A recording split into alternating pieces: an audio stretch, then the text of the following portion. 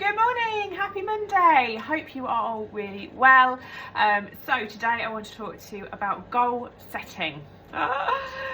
You're either going to go, oh no, or you're going to go, yes, bring it on.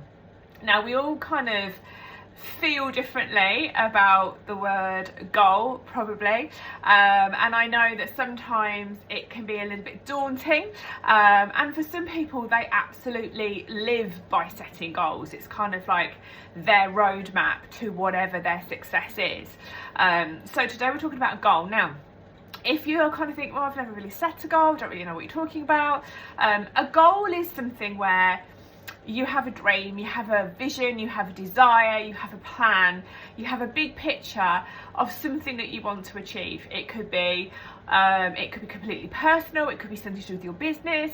If it's to do with your business, it could be maybe you're in a job at the moment, a 9 to 5, and maybe your passion has been to start a nail business, or maybe your passion has been that you would love to do massage therapy, or maybe you would love to work with crystals, or maybe you'd love to become a beauty therapist or a Reiki healer. Okay, maybe these are all things that you've enjoyed yourself, maybe you've dabbled in as far as a hobby's concerned, and maybe you kind of reached a point in your life where you're thinking, do you know what, I don't want to do 9 to 5 anymore. I would love to do the job that I'm really passionate about, but I don't know how.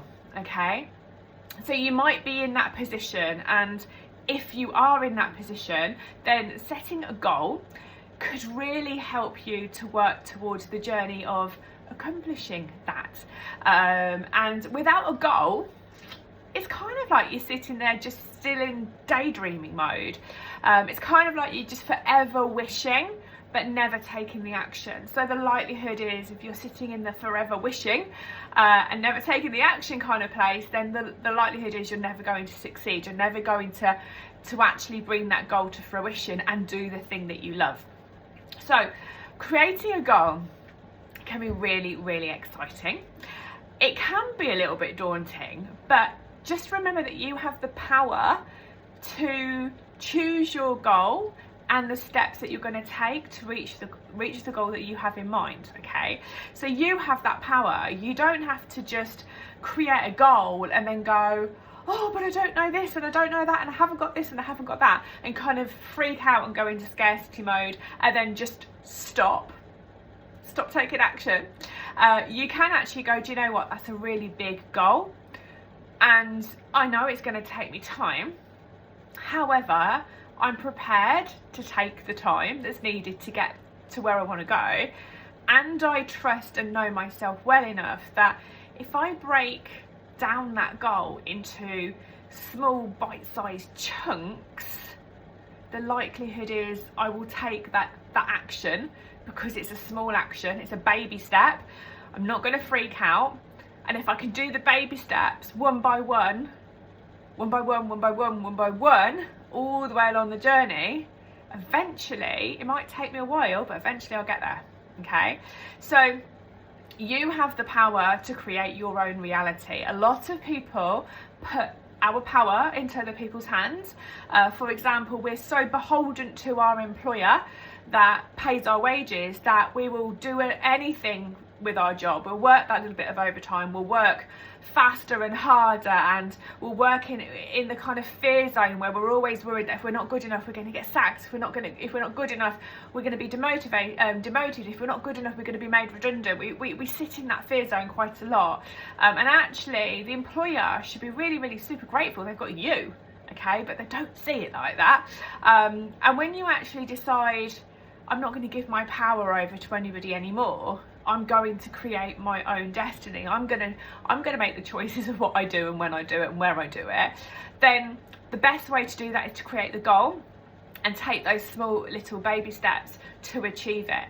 So it's not overwhelming, so it keeps you feeling in power. Okay, and knowing and trusting in yourself builds confidence.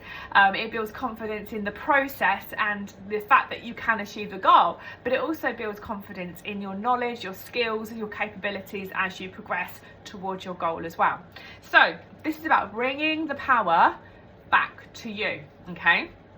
So if you're in business, that's how I would view a goal. If you are thinking about it from like a personal perspective, it could be the goal is next year is to declutter the house. I'm fed up with every drawer being full of all sorts of things which make no sense. They're not organised. You know those drawers.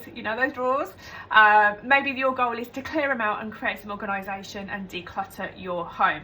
It could be the goal is something simple like I want to learn how to make a Victoria sponge cake. Okay, it could be the goal could be I want to get more active, or the goal could be I really want to decorate the spare bedroom. You know, your goal can be whatever it is, whether you're looking at this from a personal perspective or whether you're looking at this from a business perspective. Okay, the same principles apply. So the first thing I want you to do is you can either do this as you are watching this video or you can come back to it. So you can listen to me now, come back to it. Is I want you to grab a pen and paper or a journal, notebook, whatever you've got at hand. And I want you to think about what would be your goal, okay? So for the purpose of this exercise, let's think about it from a business perspective. So your goal could be, I would love to be a mobile beauty therapist. Okay, now let's just say at the moment you're working part-time in a salon, okay, but your goal, your dream, your desire is to work as a part-time beauty therapist, mobile, on your terms, okay? So if that's your goal, then what I would want you to do is in the middle of that piece of paper is to write what your goal is, right in the middle of the piece of paper, okay? And I would then put a circle or a little flower kind of thing just to kind of encapsulate that goal in the middle of the page, okay? And then what I want you to think of is how do you think you need to get there? So what kind of things do you need to do? So we take the doing action first to get to that position. So perhaps at the moment you are working employed in a salon and you're a beauty therapist and you love what you do, but you ultimately want to be that mobile beauty therapist, self-employed, working your own hours, doing your own thing. So let's think of some of the things that you can do to start to build that goal, okay? And what you want to do is to start writing them on your piece of paper. Now you can write them anywhere, okay? So you can put one there, one there, one there, one there, but they're all going to circumnavigate, okay, the central thing that you've just written, which is your goal, okay? So you can write all of these things around your goal anywhere you want on the piece of paper. So you might think, okay, oh, big picture, big vision. I'm going to open up my own mobile beauty therapy business. What am I going to call myself? So your first kind of thing is, well, what am I going to call myself? What is my name going to be? What is my branding going to be? So you might say, okay, I really want to use my name because I think I've been around in the industry for a little while and people know my name. So I think I might call myself my name with beauty therapy after it. So if you're looking at me, I might say, well, my business name is going to be Eleanor Inwood, beauty therapist and skincare specialist, for example. So I would write that down on my piece of paper anywhere, okay? So I've now thought, okay, that's what I'm going to call myself. What sort of colours would I like to use within my business? So, you know, what sort of colours have I worked with in salons and spas before that I really liked? Is there any colours that I don't really like? So if you're going to go with me, what I did in my business, I went for navy and gold. So I'm going to write colours, navy and gold, okay? Then I'm going to think about, well, what hours would I like to work? Because if I'm in charge of my own destiny and I'm self-employed and this is my own business, what sort of hours would I really like to work, okay? So I know I'm a morning person, so I'm quite happy to be starting at like 8:30, 9 o'clock in the morning. By lunchtime I need my lunch, I need refueling. So I want to work my hours where I can come home for my lunch. I don't want to be sitting in a car somewhere in between clients having a sandwich. I want to be able to come home, have my lunch, refuel, recharge and go back out to work. So I would probably do hours of like 9 till 2 on some days and give myself an hour to be home and to have lunch. Maybe I need to pick up some bits and swap over my kit, that kind of thing. So I'll do maybe 9 till 2 on so many days, and then I would probably appreciate that my clients are going to want at least one evening appointment out of me, at least one to start off with. So if I can choose my hours, which hours in the evening would I choose? Okay, maybe I'll do a Wednesday, middle of the week. Maybe I will start at 5 p.m. or 4:30, something like that, and work through till 9 or 9:30. And then obviously, you know, okay, it's my own business, but I'm probably going to need to work some Saturdays. So do I want to work every Saturday like I do at the moment? No, I don't. So I'm going to do 2 Saturdays a month, and I'm going to do maybe a 9 till 1 for those people that work in the week. So that suits me. I know that I get 2 free weekends every month and 2 weekends on a Saturday morning that I'm working. So I would then write my hours down on my piece of paper. Okay, I then might think, okay, so what products would I like to work with? What skincare products would I like to work with? What body care products would I like to work with? Hand, feet, etc, etc. So for me, my brand of choice was Neil Yard. Aromatherapy, British, iconic, has all the products for all the treatments. So for me, I would be writing down Neil Yard remedies. That would be my brand of choice, okay? And I would probably start to think about, well, how will I set my prices? You know, I know what the salon charges for the treatments I do, but is that my worth? Am I worth more than what the salon charges? Would I want to change the treatments up a little bit? Would I want to do all the same treatments? So I would probably then start to think about charges and price list. So I would probably not necessarily go into that in detail at this moment, but I would probably do 2 things. I'd probably write create price list aligned to my expertise. So if I was working in a salon and I was forever doing, I don't know, nail extensions, but I didn't really like doing them, if it's my business, I don't have to do them, okay? So I'd probably remove that off my price list. If I knew that I didn't want to do pregnancy massage, for example, then I would remove that off my price list. So I would put on my page somewhere, create price list aligned to the treatments that I want to offer to my expertise, okay? Then I would write, create prices. So figure out prices for the treatments that I want to offer. So that would go on there. So I'm starting to get this vision. I know what my name is, I know the brand I want to work with, I know the hours I want to work. I'm starting to kind of piece together the treatments I want to offer, the prices maybe starting to come to mind that I would like to charge.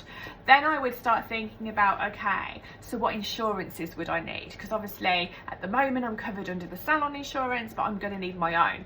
So is there an insurance company out there that is affordable, that would cover me as a mobile therapist with my qualifications? I'm sure there is, there will be. So I'm going to write that down. So I'm going to write down insurances, okay? So that's something else that I would look into deeper later on, okay? Then I'd be thinking about, okay, so at the moment I've got a car. It's a newish car, it's perfectly fine. Would I be using that for my business? Well, yeah, I probably would. Okay, well, does that car have enough boot space to put in wax pots and facial products and pedicure baths, and can I fit my beauty couch in? Do I need to kind of change my equipment at all? What sort of equipment will I need? So 2 things there. Have I got a vehicle I can use as adequate for me to go mobile? Yes. So pop your car down. So I've got my car, it fits everything in, it's spacious, it's reliable, tick, okay? So that's on your piece of paper. Then I would be thinking about all the treatments that I'm potentially going to be offering, and therefore what kits I'm going to need, okay? So if you're a beauty therapist, even if you're working in a salon, you have probably already got some form of kits at home, okay? So I'd be thinking about, well, okay, I've got a pedicure bath, I've got facial sponges, I've got hair bands, I've got some nail products, I've got a massage oil. So you'd probably start to realise, actually, I've got quite a few products already that I can utilise within the business. However, I'm going to need to probably buy some extra stuff in. So another kind of thing I would put on that piece of paper is kit and products, okay? Then you kind of start to think about little extras like sundries. So obviously, if you take your beauty couch to somebody's home and you set it up, the likelihood is you're going to need a couch cover on it to protect it. You're going to want some towels on it to protect the couch and to make it comfortable. And obviously, if you're doing more messy treatments like body scrubs or oils, you're going to want that towel, otherwise you're going to ruin your couch cover. So what towels will I need? Do I need a couch cover? And also you might want to kind of think, well, do I want a blanket? Because I can't necessarily rely on the client having a blanket at hand. So I'll be thinking, what sort of sundries would I need to take with me? Would I need like things like a stool, or would I be able to rely on a client stool? So start to kind of think about the sundries that you're going to need, okay? You also might have a little bit of a question where you've got loads of qualifications. However, during this process where you're thinking about everything, you might think, do you know what, I really wanted to learn Reiki, and they were going to teach me at the salon, but I've never had that training. So actually, this might be a really good time for me to invest in some extra training. So is there anywhere local to me that I can go and get trained on Reiki, which I can then add into my treatment portfolio? So I would then put in further training. Okay, so I'd write further training somewhere in on that piece of paper. So by the time you've kind of thought about all of that, okay, your head will probably be busy. Your head will probably be buzzing. But what you're doing is you're starting to, in reverse, break down the goal, which is I want to be a mobile beauty therapist and run my own business, into all of the little things that you can be doing and working on, and almost like ticking off your list in order for you to get there, okay? You're going to want things like, you're going to want to start to consider and explore your client list. So obviously it's not good practice to be poaching clients from where you work, okay? That is not good practice. So start to think about your network, your friends, your family, your school friends, your school mums, your work colleagues. Obviously not if you're already doing beauty therapy, but maybe you've got a partner with work colleagues or previous jobs. Maybe it could be people that you know from going to the gym or going to Zumba. Maybe you're at a choir, maybe you know people through a choir. So start to kind of come up with a list of people that initially you could go to and present them with the opportunity that you're mobile, and if they're interested and they need a beauty therapist, that these are your hours, these are your prices, and see if they would be like your first clients, your first potential clients, okay? Because we have to start somewhere. You know, you're not going to just magic up a business and magic up a client base overnight. So we work on our warm contacts first. Our warm contacts are people that we know, okay? We already have a little bit of a relationship with, where we feel comfortable to go and actually have those conversations. So that might go onto your list. Create a list of contacts, okay? So all of these things kind of form little stepping stones, little kind of steps towards the big goal. So if you start to look at this whole piece of paper, and then you take each thing that you've written down in addition to your main goal in the center and draw an arrow down, okay, you'll have lots and lots of things that you can be working on, little projects, little stepping stones that you can take action on one by one, okay? And every time you take the action and you do the thing, whatever that is, whether it's creating a price list, whether it's sorting out all your treatments, whether it's getting all your towels, your sundries, whether it's making sure you've got the right brand, once you kind of do each one of those, when they're all ticked off, okay, when they're all completed and you know what you're doing and you've got it in action and you're ready to go, you are ready to go, okay? So I want you to think about this week. What would be your central goal, and what are all the things that you could be doing to start working towards your goal. Okay, and then what we will do next week is we'll take that one step forward and talk a little bit more about the psychology behind the goal. And take this on to the next session. So thank you for being here for today.